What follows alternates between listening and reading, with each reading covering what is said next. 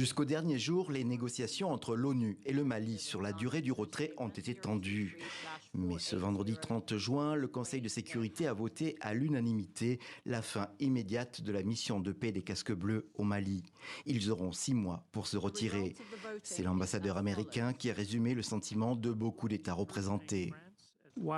Bien que nous regrettons la décision du gouvernement de transition d'abandonner la MINUSMA et le fait que cela va nuire à la population malienne, nous avons voté en faveur de la résolution vu que nous sommes satisfaits du plan de retrait adopté par ce Conseil. Nous appelons les parties signataires à poursuivre leur coopération et à éviter toute action susceptible de compromettre le cessez-le-feu. L'ONU n'avait pas vraiment le choix. Le 16 juin dernier, à cette même tribune, le ministre malien des Affaires étrangères avait demandé un retrait immédiat. Or, le consentement du pays hôte est décisif.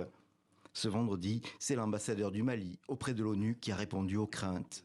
Je tiens à rassurer de l'engagement total du gouvernement du Mali à poursuivre sans relâche sa mission régalienne de protection des populations civiles et des biens sur l'ensemble du territoire national. À cet égard, le gouvernement regrette que le Conseil continue de considérer la situation au Mali comme une menace à la paix et à la sécurité internationale. Reste maintenant à organiser le retrait de plus de 13 000 militaires et policiers et de leurs équipements. La mission, qui compte une dizaine de bases, avait été créée en 2013 pour aider à stabiliser un État menacé d'effondrement sous la poussée des combattants djihadistes.